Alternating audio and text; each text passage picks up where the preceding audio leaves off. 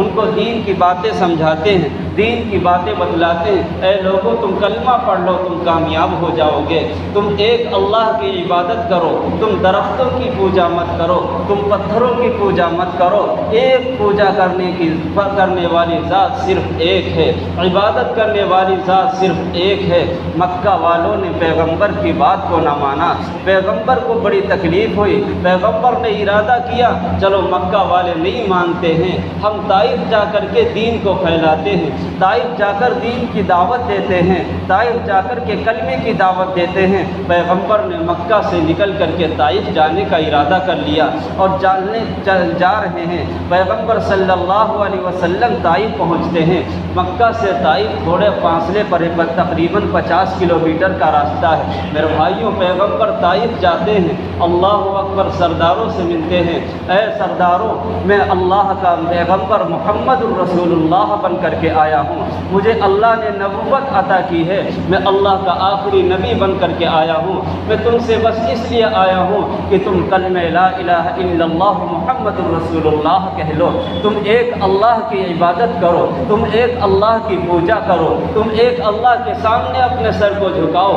یہ پتھر کے سر جھکانے کے لائق نہیں ہے، یہ درخت سر جھکانے کے لائق نہیں ہے، یہ دریائے سر جھکانے کے لائق نہیں ہے، یہ چاند و سورج پوجنے کے لائق نہیں ہے۔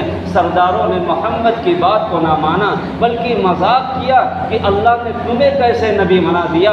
اگر نبی بنانا ہوتا تو مجھے بناتے، تم کیسے نبی ہو؟ تمہارے پیر میں صابن، چپل اور جوتا موجود نہیں، تم کیسے نبی ہو؟ تم مکہ سے طائف پیدل آئے ہو، تمہارے پاس سواری موجود نہیں۔ انہیں پتہ نہیں تھا پیغمبر کو اللہ نے پہلے غربت کیوں دی تھی، پیغمبر کو پہلے ہی مرتبے میں اللہ نے مال کیوں نہیں دیا تھا۔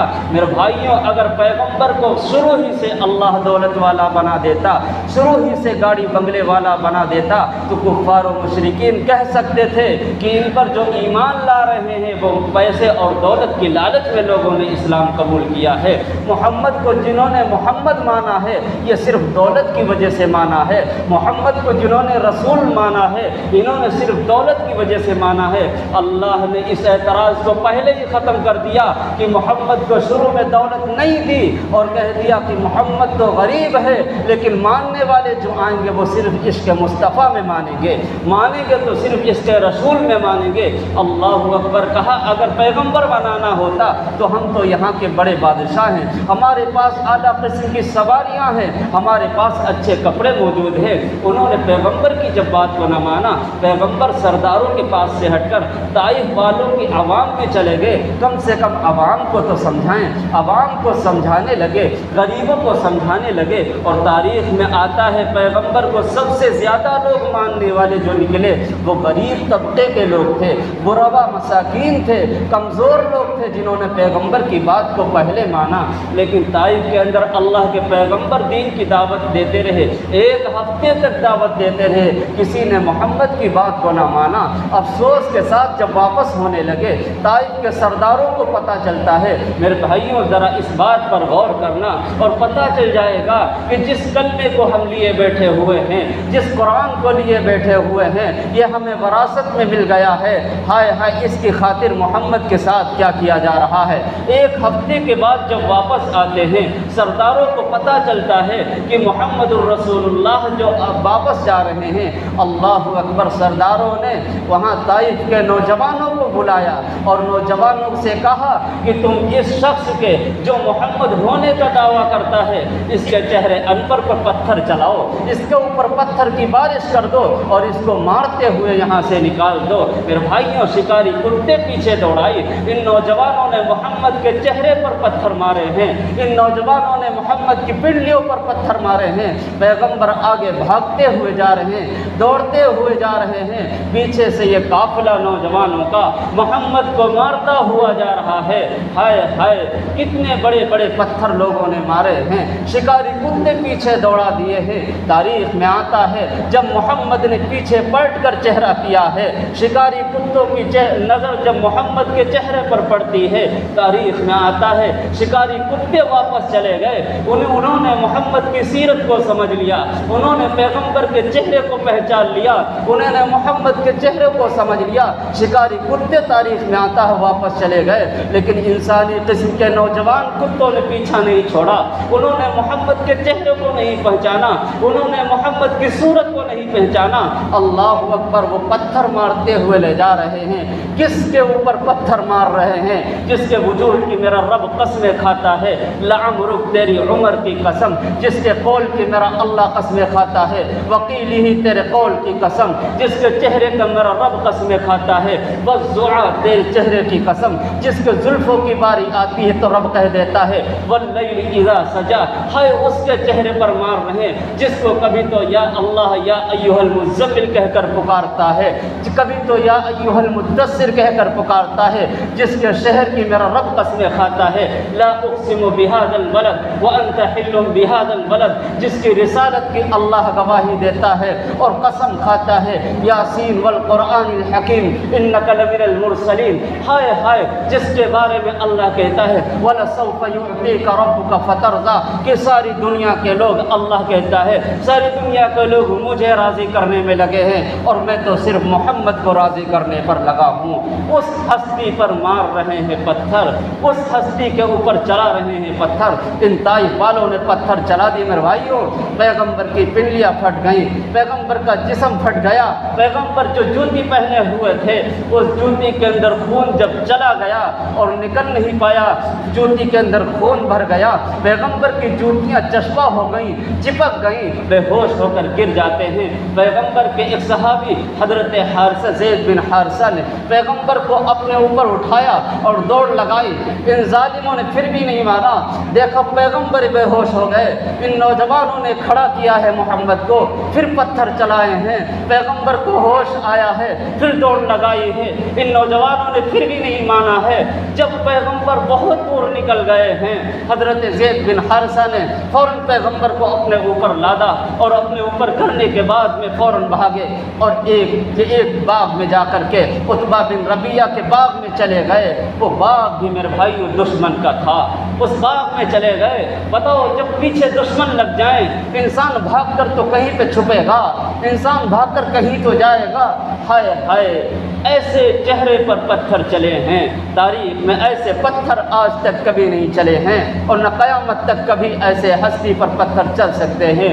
میرے بھائیوں اس جب باغ کے اندر گئے ہیں، حضرت زید بن حارث پیغمبر کو لٹایا ہے، عتبہ بن ربیعہ نے دیکھ لیا، وہ بھی دشمن تھا، وہ بھی محمد کو قتل کرنے پر آمادہ تھا، محمد کو مارنے پر آمادہ تھا، لیکن جب دیکھا آ کر کے محمد کے جسم کو، محمد کی پنڈلیوں سے خون نکل رہا ہے، محمد کا جسم پھٹا پڑا ہوا ہے اور پیغمبر کے آنسو سب آنکھوں سے نکل رہے ہیں، جسم سے خون بہہ رہا ہے، اس عتبہ بن ربیعہ جو دشمن تھا اس کے بھی آنکھوں سے آنسو شروع ہو گئے اور کہہ دیا ہائے طائف والوں نے محمد کے ساتھ تو زیادتی کر دی ہے، دشمن کو بھی دیکھ کر کے زخم رحم آ گیا ہے۔ لیکن میرے بھائیوں آج مجھے پیغمبر کے آنسوؤں پر رحم نہیں آتا۔ اس عتبہ بن ربیعہ نے جب اس زخمی حالت کو دیکھا ہے، زخمی صورت کو جب دیکھا ہے تو اس نے بھی اپنی زبان سے کہہ دیا، کون کہہ رہا ہے جو خود محمد کو قتل کرنے کے لیے تیار تھا، کہ ہائے ہائے طائف والے نوجوانوں کو پیغمبر کے ساتھ ایسا معاملہ نہیں کرنا چاہیے تھا۔ اس عتبہ بن ربیعہ کو ترس آ رہا ہے محمد کے آنسو پر۔ آج ہم نے محمد کے دین کو لے لیا، ہمیں محمد کے آنسو پر ترس نہیں آتا، محمد کے اس زخموں پر ترس نہیں آتا، محمد کی باتوں پر عمل نہیں ہوتا۔ میرے بھائیوں پیغمبر پڑے ہوئے ہیں، ہوش آیا ہے۔ حضرت حارثہ نے جوتیاں اتاری، پیغمبر نے کہا حارثہ ذرا سنبھل کے اتارنا، سنبھل کے اتارنا، یہ نبی کا نہیں امام الانبیاء کا خون ہے، اگر دھرتی پر گر گیا اللہ قیامت ابھی برپا کر دے گا، یہ خشک زمین پر یہ محمد کا خون گرنے نہ پائے۔ حارثہ جوتیاں چھوڑاتے، یا رسول اللہ چھوٹ نہیں رہی ہیں، جوتیاں الگ نہیں ہو رہی ہیں؟ ہر سا چھٹاؤ، پانی ڈال کر کے چھٹاتے ہیں، جوتیاں چھٹائیں۔ پیغمبر نے اس وقت اللہ سے شکوہ کیا ہے، اے اللہ کیسی قوم کے حوالے کر دیا ہے تو نے اپنے محبوب کو، جس نے میرے جسم کو جسم نہ سمجھا، جس نے میری صورت کو صورت نہ سمجھا، کس کے حوالے کر دیا ہے؟ پنڈلیوں کو بالکل پھاڑ دیا، اللہ چہروں سے بھی زخمی کر دیا، کیسی قوم کے حوالے کر دیا؟ جب یہ آواز محمد کی نکلتی ہے، آسمان پر فرشتوں کی چیخیں نکل جاتی ہے۔ تاریخ میں فرشتے صرف 2 مرتبہ فرشتوں کی چیخیں نکلی، ایک تو ابراہیم نے جب اسماعیل کے گردن پر چاقو رکھا فرشتوں کی چیخیں نکل گئی، ایک جب 400 سال کے بعد میں 4000 سال کے بعد میں محمد کے جب طائف کا یہ منظر سامنے آیا فرشتوں کی ہلچل مچ گئی۔ اللہ اب کیا کریں؟ فرشتوں کی زاروں قطار کروڑوں فرشتے حاضر ہو گئے، جبرائیل آ گئے، میکائیل آ گئے، اسرافیل آ گئے۔ آپ اگر کہیں تو میں ایسا کر دوں، آپ کہیں تو میں ان کو ختم کر دوں۔ ہائے ہائے، اس پیغمبر نے اس وقت بھی کیا کیا ہے؟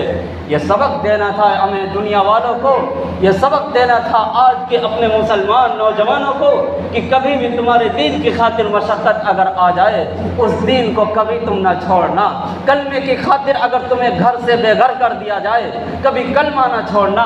میرے بھائیوں، ایک فرشتہ آتا ہے، یا رسول اللہ اگر آپ کہہ دیں مجھے اللہ نے بھیجا ہے کہ ایک پہاڑ کو دوسرے میں مٹا دوں اور یہ طائف والوں کا نام و نشان بھی باقی نہیں رہے گا اور یہ بھی نہیں پتہ چلے گا یہ دنیا میں آئے تھے کہ نہیں آئے تھے۔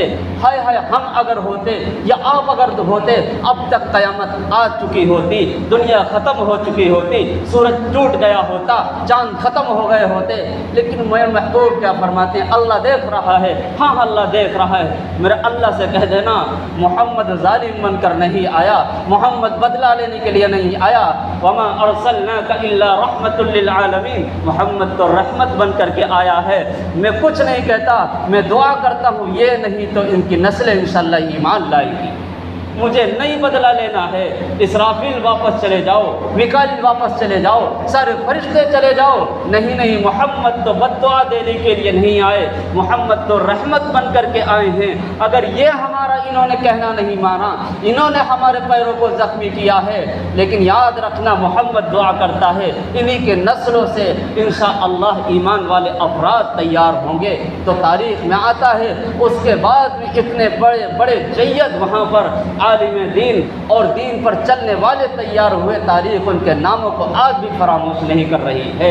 تو میرے بھائیوں، یہ پیغمبر نے ہمیں سبق دیا ہے کہ دین کی خاطر مشقتیں اٹھا لینا، دین کی خاطر پریشانی اٹھا لینا، لیکن کبھی قرآن سے دور نہ ہونا، کبھی حدیث سے دور نہ ہونا۔ میرے بھائیوں، یہ دین پیغمبر کے خونوں سے سینچ کر کے ہم تک آیا ہے۔ کتنا دردناک واقعہ ہے، چونکہ ٹائم نہیں ہے میرے پاس میں اس کو تفصیل سے آپ کے سامنے پیش کر سکوں، بس اتنا کہنا ہے کہ محمد کے آنسوؤں کی قدر کر لو، ان کے زخموں کی کم سے کم حقیقت سمجھ لو۔ ہائے ہائے، ان پیغمبر نے اتنی مار کھانے کے بعد بھی کلمے کی دعوت نہیں چھوڑی، اسلام کی دعوت نہیں چھوڑی۔ آج اگر ہمارے اوپر تھوڑی سی پریشانی آ جائے ہم نمازوں کو چھوڑ دیتے ہیں، تھوڑی سی پریشانی آ جائے قرآن کو چھوڑ دیتے ہیں، اللہ رسول کی باتیں ہو رہی گرمی کی وجہ سے، جلدی گھر جانے کی وجہ سے 10 منٹ بھی اللہ کی رسول کی باتیں نہیں سن سکتے ہیں۔ کیا تم قدر کرو گے اللہ کے نبی کی آنسوؤں کی؟ کیا چہرہ دکھاؤ گے پیغمبر کو قیامت کے دن کہ اگر 10 منٹ محمد کی باتیں ہو رہی ہوں وہاں پر بھی ٹائم نہیں ملتا؟ پیغمبر نے صفوں کو پورا کرنے کا حکم دیا ہے، کولر کی خاطر میں آدھی صفیں خالی رہ جاتی، آدھوں کی پورا کر رہے ہو۔ میرے بھائیوں، کئی لوگوں نے یہ شکایت کی ہے کہ پیچھے کی صفیں، یہ جمعے کی بات نہیں اور نمازوں میں آدھی صفیں خالی ہیں پھر بھی آدھی صف پیچھے لگ رہی، ادھر کی خالی رہ جاتی ہے، کولر والی پیچھے صف پوری ہو جاتی۔ میرے بھائیوں، تھوڑی سی گرمی کی خاطر تم نے آدھی سب کو خالی چھوڑ دیا ہے، پیغمبر کی بات کو نہیں مانا۔ ہائے ہائے، کتنی بڑی لعنت کی گئی ہے صفوں کو خالی چھوڑنے والوں کو، اور کتنی بڑی رحمت نازل فرمائی گئی ہے صفوں کو پورا کرنے والے کو۔ اگر تم نے تھوڑی سی گرمی کی خاطر، اگر تھوڑی سی پریشانی کی خاطر، میرے بھائیوں اگر نبی کی حدیث سے ہٹ کر کام کر رہے ہو تو بتاؤ یہ ہمارے لیے قیامت کے دن جان کا بوال بن جائے گی۔ یا اللہ نے ہمیں پنکھے دیے، یہ کولر دیا، یہ نعمتیں ہیں، ان نعمتوں کا شکر یہی کہ ان کو چلایا جائے، استعمال کیا جائے، لیکن یہ نہیں ہے کہ آدھی سفر کو چھوڑ کر کولر والی سامنے سفر کھڑا کیا ہوا جائے، اور یہ نہیں ہے کہ دعا مانگنے والے لوگ اس نیت سے کہ اگر دعا مانگیں گے سامنے والا انسان پہلے کولر کے سامنے کھڑا ہو جائے گا، دعا کو چھوڑ کر کے کولر کے سامنے کھڑے ہو گئے۔ ہمارے بھائی یہ دین نہیں ہے، یہ عشق محمد نہیں ہے کہ کولر اور آرام کی چیزیں اسی لیے لگائی جاتی تاکہ تمہاری دعا کے اندر اضافہ ہو جائے، تمہاری قرآن کی تلاوت کے اندر اضافہ ہو جائے، تمہاری نماز میں اضافہ ہو جائے، تمہاری دین کی باتوں کو سننے کے اندر اضافہ ہو جائے، لیکن ہم لوگ الٹا کرتے ہوئے چلے جا رہے ہیں، جتنی آرام مل رہی ہے اتنی دین کو چھوڑتے ہوئے چلے جا رہے ہیں۔ میرے بھائیو، یہ نبی کے زخموں کو یاد رکھو، اور ایک دو نہیں سینکڑوں واقعات ہیں محمد کو مارا گیا۔ ابوبکر صدیق کہتے ہیں مکہ کی گلیوں میں نکلتا ہوا جا رہا، دور سے نظر پڑتی ہے ایک انسان بیچ میں پڑا ہوا ہے اور سارے لوگ بھیڑ لگائے ہوئے ہیں، کوئی ڈنڈے چلا رہا ہے، کوئی پتھر چلا رہا ہے، کوئی کچھ کر رہا ہے، کوئی کچھ کر رہا ہے۔ میں نے سمجھا کوئی آپس میں جھگڑا ہو رہا ہوگا، قبیلے آپس میں جھگڑ گئے ہوں گے، لیکن پھر کہتے ہیں میرا دل نہیں مانا، میں نے جا کر کے دیکھا ہے اس بیچ میں جو پڑا ہوا تھا وہ امام الانبیاء کی ہستی پڑی ہوئی تھی۔ امام الانبیاء بیچ میں پڑے ہوئے تھے، لوگوں کے ڈنڈے چل رہے تھے، لوگوں کے پتھر چل رہے تھے۔ اتقتلون رجلا ان یقول ربی اللہ، ابوبکر صدیق کہتے کیوں قتل کرتے ہو؟ ایسے انسان کو تم قتل کر رہے ہو جو ایک رب کی دعوت دیتا ہے۔ ان کفاروں کی ایک ہی آواز نکلی، اجعل الالہۃ الہ واحدہ، یہ ایک رب کی دعوت کیوں دیتے ہیں، ایک کلمے کی دعوت کیوں دیتے ہیں، قرآن کی دعوت کیوں دیتے ہیں؟ ان ھذا لشیء عجاب، میں نے تو ایسی عجیب بات آج تک سنی نہیں، محمد کیوں دعوت دیتے ہیں؟ ابوبکر صدیق نے کہا محمد سچ ہے، ان کی بات سچ ہے۔ لوگوں نے محمد کو چھوڑ کر ابوبکر صدیق کو اتنا مارا ہے کہ 3 دن تک میرے بھائیوں ہوش نہیں آیا ہے۔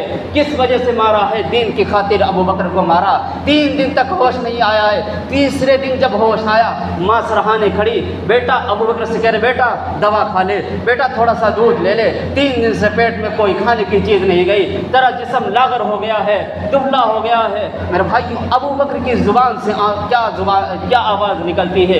ابوبکر کی ماں ابھی تک ایمان نہیں لائی تھی، ابوبکر ایمان والے تھے۔ میرے بھائیوں، ابوبکر نے کہا اماں ابھی دوا نہیں کھاؤں گا جب تک محمد کی صورت کو نہ دیکھ لوں۔ ابوبکر دوا کھانے کے لیے تیار نہیں، پہلے مجھے یہ تو معلوم ہو جائے محمد کا کیا حال ہے، محمد کی کیسی طبیعت ہے، محمد کو بھی تو مارا گیا تھا، ان کو کمزوری تو نہیں ہے، پہلے دربار رسالت میں پہنچاؤ۔ جب تک نہیں پہنچاؤ گی، کیونکہ کمزور جسم تھا، جا نہیں سکتے تھے، جب تک نہیں پہنچاؤ گی۔ ابوبکر کوئی چیز کھانے کے لیے تیار نہیں ہوا۔ جب لوگوں نے پکڑ کر دربار رسالت میں حاضر کیا، محمد نے دیکھا ابوبکر 2 لوگوں کے سہارے سے آ رہے ہیں، کھڑے ہو کر کے چپٹ کر اتنا روئے کہ دونوں کے آنسو مبارک زمین پر ٹپکنے لگے تھے۔